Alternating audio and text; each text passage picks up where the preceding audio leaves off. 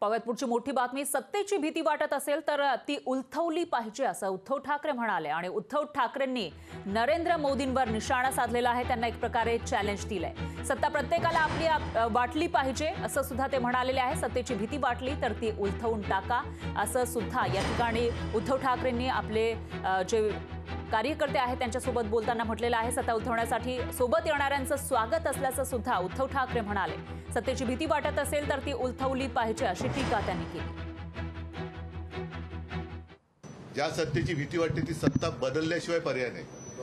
ती सत्ता बदललीच पाहिजे आणि त्या एका जिद्दीने मी उभा आहे। सत्ता ही प्रत्येक सामान्य माणसाला आपली वाटली पाहिजे। माझा कोणतरी आहे, माझं कोणतरी आहे।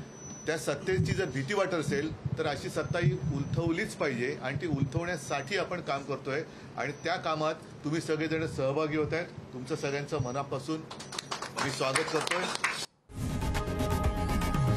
लोकशाही मराठी ऐका, पहा, जागरूक रहा।